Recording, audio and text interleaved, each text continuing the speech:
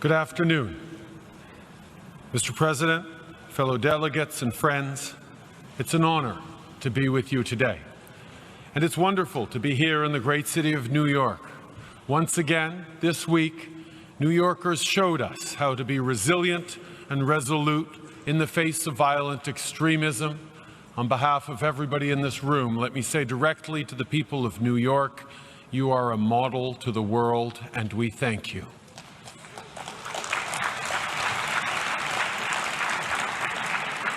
Exactly 1 year ago, Canada was in the middle of a long and closely fought election campaign. 78 days on the road, and I can assure you, in Canada, there are 78 days worth of roads. It is the responsibility of a leader to spend time with the people they were elected to serve.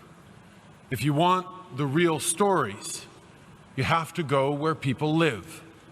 Coffee shops and church basements, mosques and synagogues, farmers markets, public parks. It was in places like that that I got the best sense of what Canadians were thinking and how they were doing. And through the politeness, because we Canadians are always polite even when we're complaining, I learned a few things. I talked with people my age who were trying to be hopeful about their future, but found it tough to make ends meet, even when they were working full-time.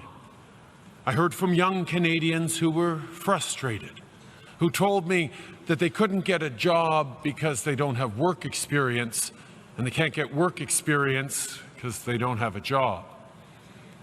I heard from women and girls who still face inequality in the workplace and violence just because they are women, even in a progressive country like Canada. We have a choice to make. Do we exploit that anxiety, or do we allay it? Exploiting it is easy. But in order to allay it, we need to be prepared to answer some very direct questions. What will create the good, well-paying jobs that people want and need and deserve? What will strengthen and grow the middle class and help those working hard to join it? What will build an economy that works for everyone? What will help to make the world a safer, more peaceful place?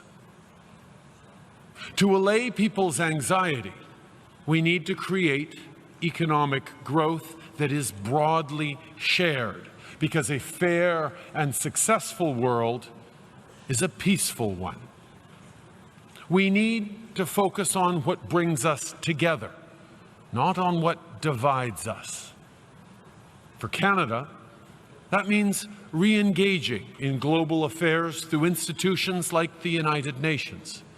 It doesn't serve our interests or the world's to pretend we're not deeply affected by what happens beyond our borders. We've done all this and will do much more because we believe we should confront anxiety with a clear plan to deal with its root causes. And we believe we should bring people together around shared purposes like the UN Sustainable Development Goals. Because what is the alternative? To exploit anxiety? To turn it into fear and blame? To reject others because they look or speak or pray differently than we do? You see, in Canada, we got a very important thing right. Not perfect, but right. In Canada, we see diversity as a source of strength, not weakness. Our country is strong not in spite of our differences, but because of them. And make no mistake, we've had many failures. From the internment of Ukrainian, Japanese, and Italian Canadians during the World Wars, to our turning away of boats of Jewish and Punjabi refugees, to to the shamefully continuing marginalization of Indigenous peoples. What matters is that we learn from our mistakes and recommit ourselves to doing better. To that end, in recent months, Canadians have opened their hearts and their arms to families fleeing the ongoing conflict in Syria. And from the moment they arrived, those 31,000 refugees were welcomed not as burdens, but as neighbors and friends, as new Canadians.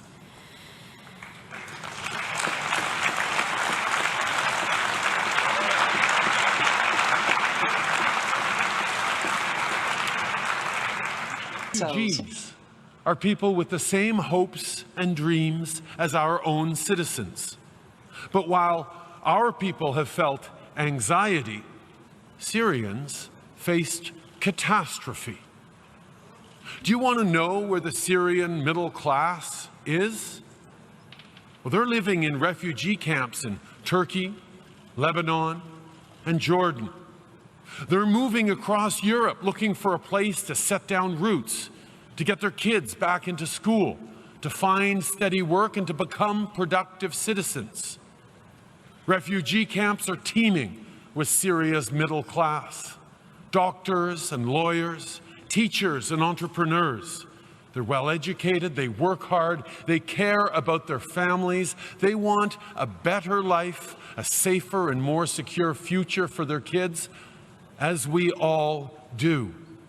So when I say that I hope that Syrian refugees that we welcomed will be soon able to join our middle class, I'm confident that we can make that happen, and we'll do it by offering them the same things we offer to all our citizens, a real and fair chance at success for everyone.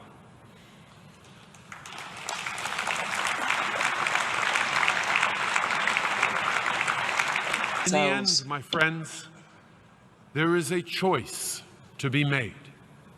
Strong, diverse, resilient countries like Canada didn't happen by accident, and they won't continue without effort. Every single day, we need to choose hope over fear, diversity over division. Fear has never created a single job or fed a single family. And those who exploit it will never solve the problems that have created such anxiety. Our citizens, the nearly 7.5 billion people we collectively serve, are better than the cynics and pessimists think they are. People want their problems solved, not exploited.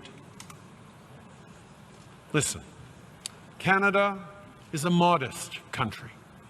We know we can't solve these problems alone. We know we need to do this all together. We know it will be hard work. But we're Canadian, and we're here to help.